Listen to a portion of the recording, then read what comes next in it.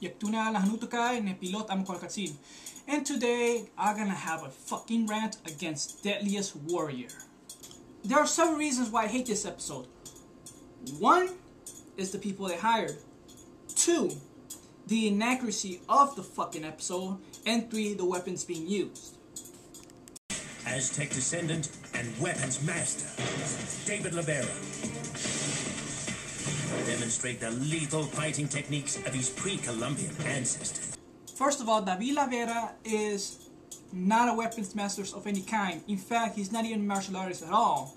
What he actually is just a mere actor who does parkour. Whoa! Sweet!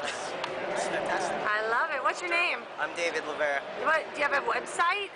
If you go to YouTube and you type in David Rivera, L-A-V-E-R-A, yeah, and then you can type in 10 Kardashian, you can see what I do. Yeah. I'm a stuntman in the movie industry, so having very durable, light, innovative stuff I can use through my travels. You're supposed to say when I do building jumps or stunts on set, hey, I'll rock your product. So if you got something for me, get it. I love it. Mexican-born martial artist and boxer, Edersol Lopez.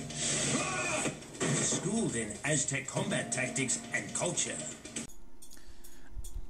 I don't know if he's a martial artist or a boxer, but I do know one thing. He's definitely not a weapons historian. He's actually an actor and possibly a model.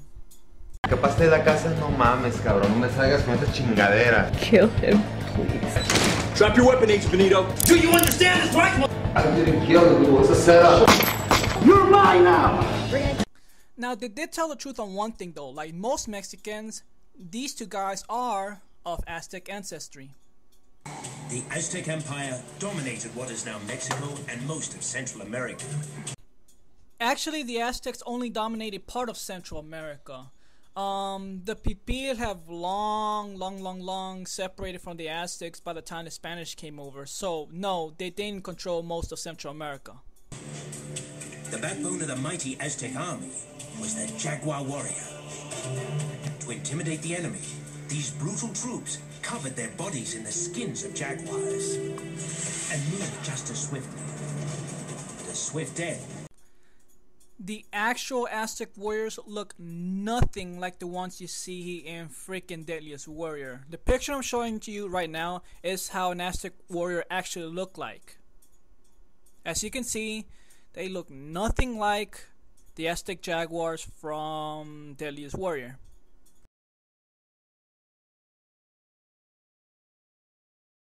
They fight for what? They don't have a reason to really, truly fight. We fight for greater cause. We have the gods on our side. I speak for every single Nahuatl speaker of Aztec or Pipilian ancestry when I say this.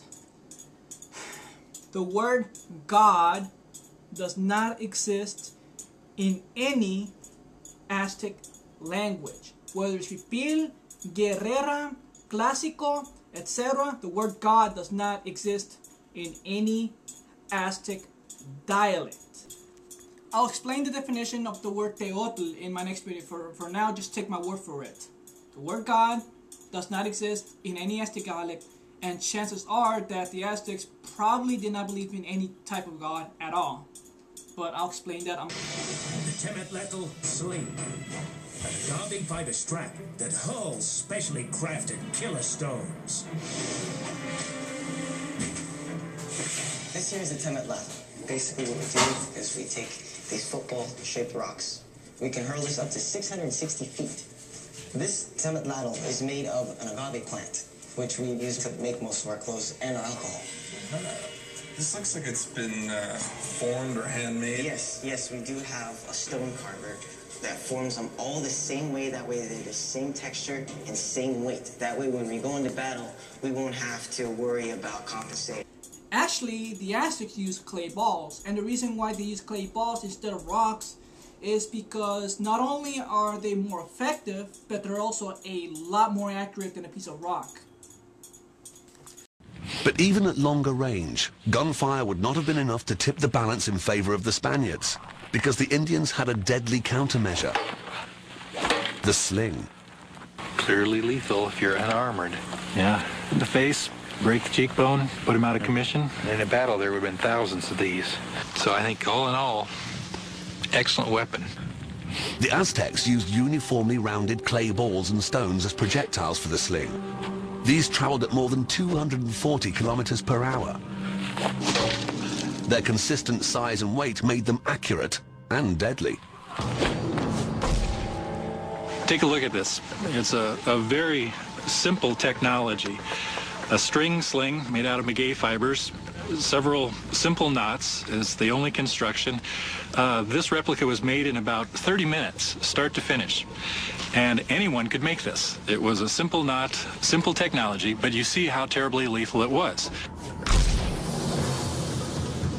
Now, as much as inaccuracies bother me, none of them bother me as much as the Tecpatl. The Aztec sacred tool for close-range slaughter. The Tecpatl knife. A diabolical dagger with an obsidian blade. This is a Tecpatl. This is a dagger used in battle, also made for cutting out the human heart while it's still beating. I don't recall the Tecpatl to be used in Aztec combat ever. And here's the part that pisses me off, because if you compare the Aztec weapons with the Azande weapons, the Azande has the upper hand, simply because on the Aztec side we have guys who don't know what the F they're talking about. Two warriors face off. They will each bring their own exotic arsenal of deadly weapons. The Aztec Jaguar strikes with Maquito sword club, Tlacochtli spear and its atlatl launcher, Tecpatl dagger, and Tematlatl sling. Zonde warrior is armed with Maquiga spear, Kapinga throwing knife, Makraka curved knife, and the Bato bow and Pima arrow. Why couldn't they use the bow and arrow which the Aztecs often used? Or the levy, which was probably more effective than the Macawi?